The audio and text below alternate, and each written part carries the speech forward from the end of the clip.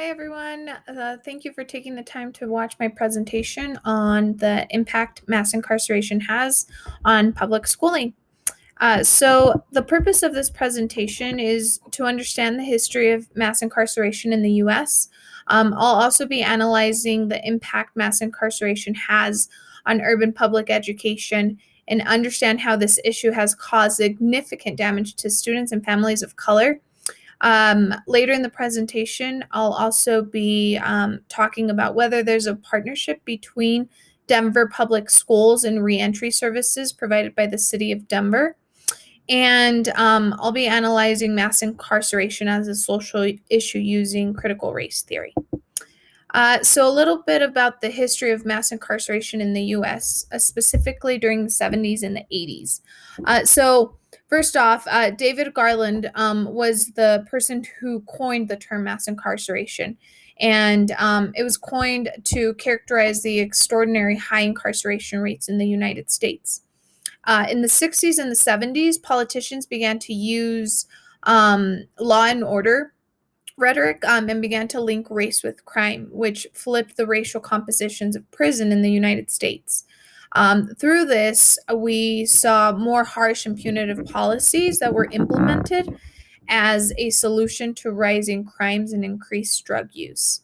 Also, during this time, the war on drugs was declared by former President Nixon.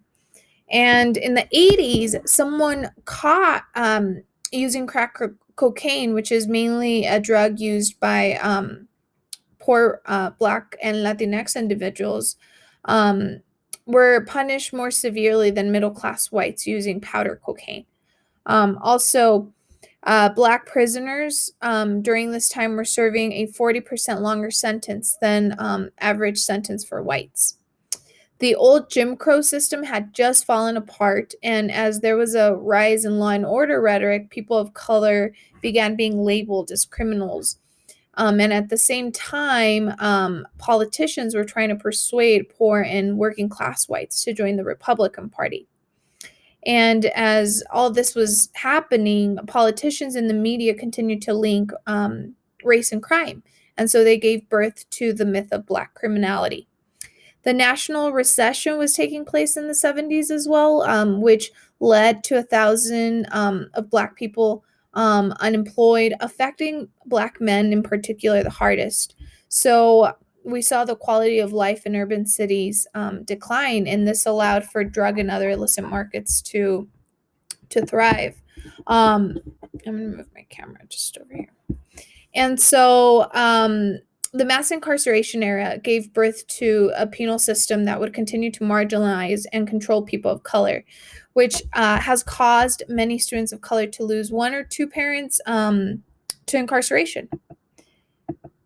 And where are we today at a national level? So right now at a national level, many people are behind bars for a drug offense than the number of people in prison for committing a crime in the 80s. Black men are 6 times more likely to be incarcerated than all white men in federal, state, and local jails.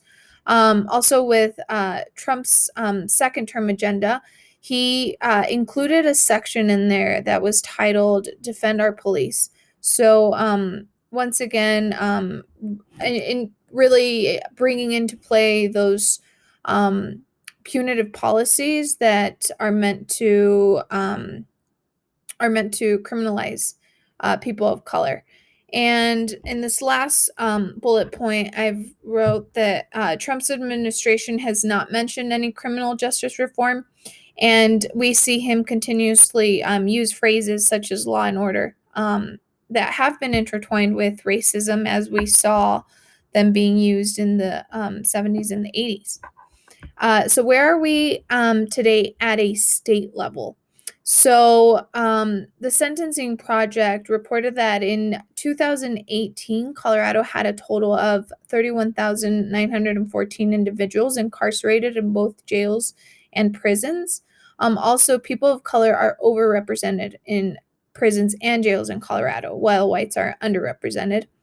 At least 20,000 children in Colorado have a parent in a state prison, and a significantly higher number of children have a parent in and out of county jail.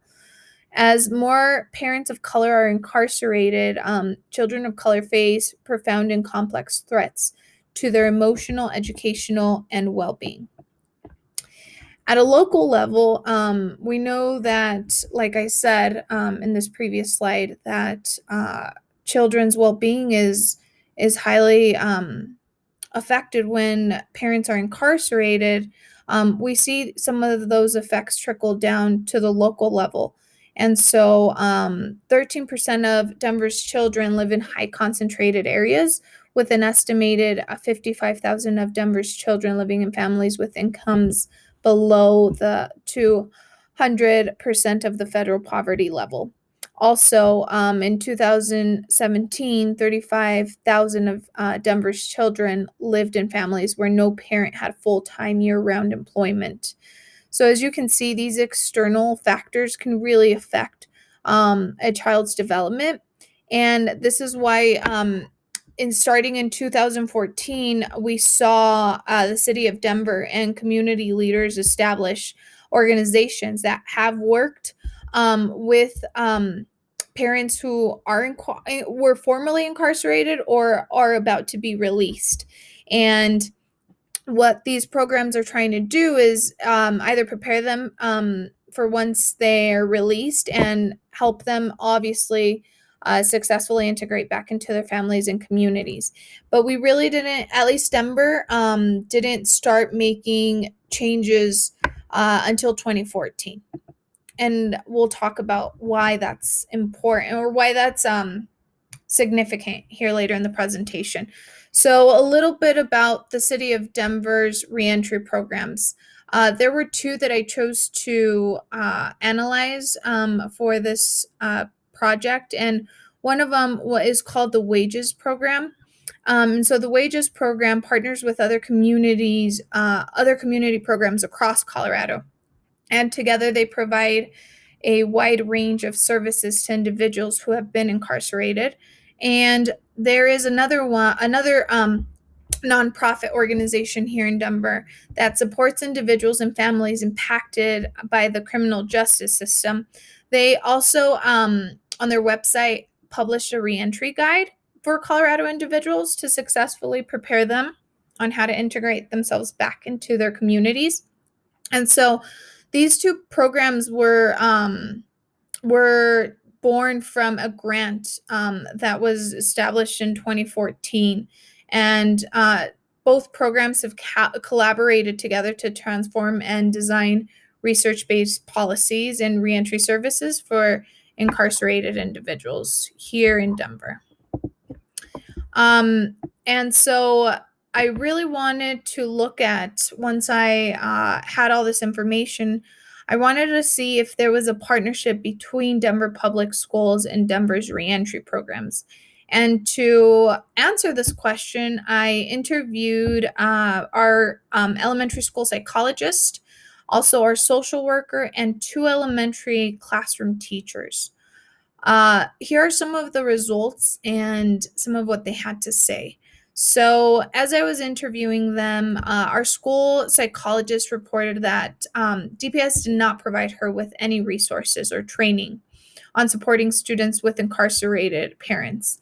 And all four individuals have been working for DPS, and so they know where to go to if they have questions. And that was important to me as I chose who to interview. I wanted I wanted to interview people who had been in the district for at least 2 or more years. Also, the teachers and the school psychologist and social worker had never heard of the two previous programs that I mentioned. Many family resources came from the Family and Community Engagement Center, which is called FAZE. And those are two community resource centers created by DPS that offer a variety of classes and services to students and families. when I logged into their website, the Faith Center offered many different services. They offered GED classes. They had some classes on how to teach parents English. Offered support paying their bills, but there was no mention of offering services or support to families who have been formerly incarcerated. Um, so I thought that was important to mention as I go into the results. Also, one of the teachers that I interviewed said she felt unprepared on how to respond when supporting students with incarcerated parents. She usually had to reach out to other school support team members for additional guidance, and sometimes even reaching out to them didn't really make a difference, and she had to kind of just figure it out on her own. All members or all participants really did express they expressed frustration and identified that no particular program or support systems in DPS um, had prepared them on how to respond to families impacted by the criminal justice system.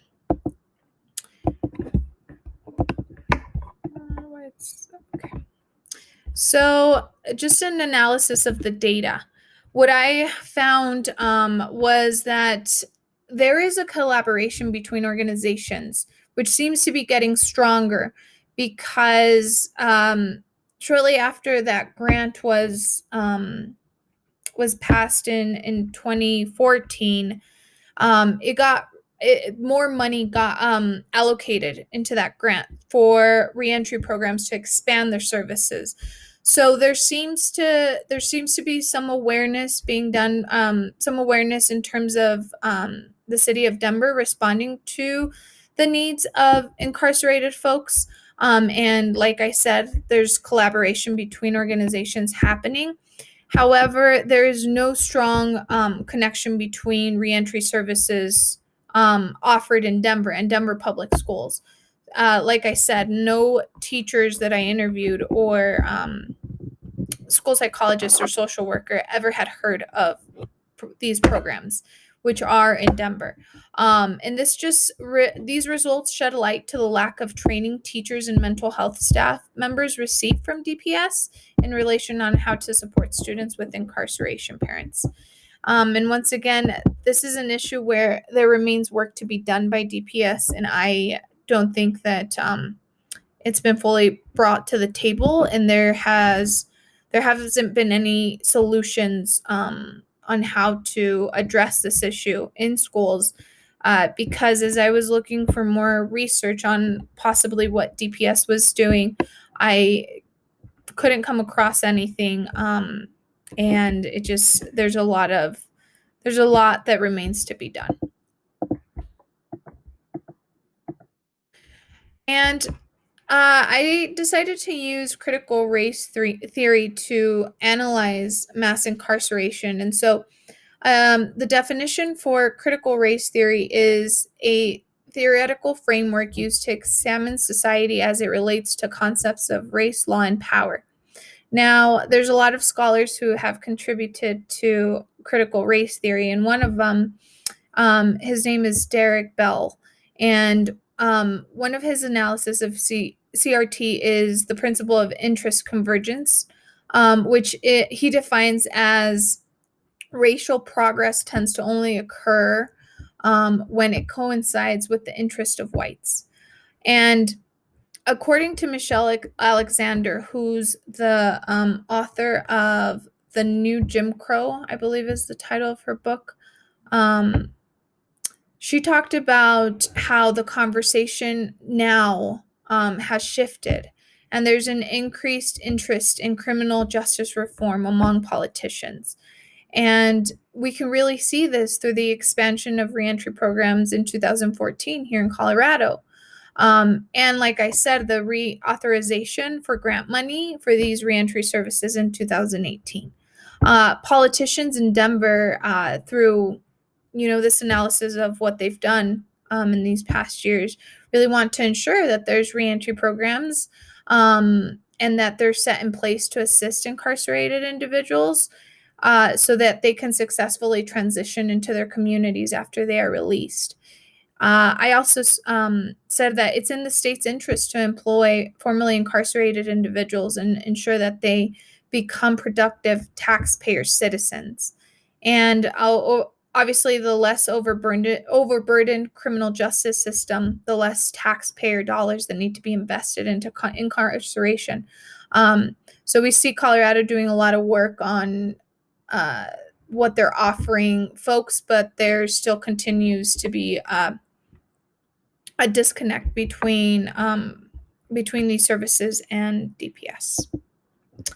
Now, using another now looking at still using CRT, but using another scholar's lens through it as well. So Richard Delgado's literature on CRT discusses the importance of people of color voices, having them. And he states that white people rarely see acts of blatant or subtle racism, while minority people experience them all the time. So he talks about the importance of having people of color contribute to societal issues that are important.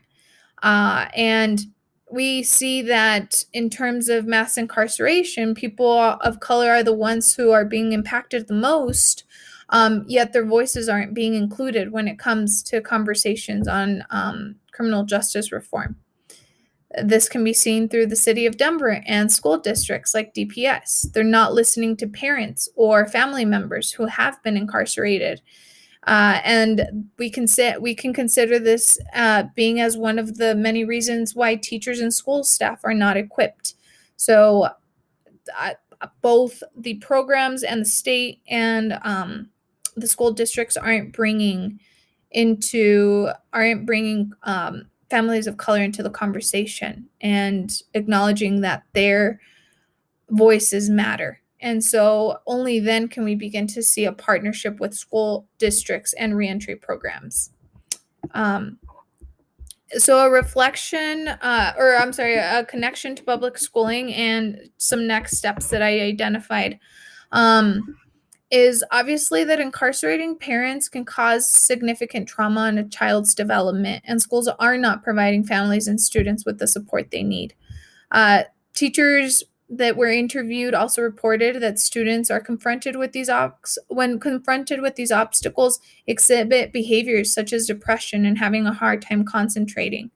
One of the teachers said that she had a student who didn't even know how to process this, and she felt unprepared. She didn't know how to initiate a conversation with this student. So she felt ill-equipped and not much that she could do, which really frustrated her, like I mentioned previously. And so when parents are incarcerated, schools can be a valuable resource to students and can help them feel safe and bring some stability into their lives. But unfortunately, we're seeing that this isn't the case. And the needs of 20,000 children here in Denver with a parent in a state prison in Colorado remain to be unattended. And in order to change this, we need to have school districts and the state talking to one another. So, just some implications on my analysis and some things to consider is that during this research, I didn't interview anyone from a reentry program.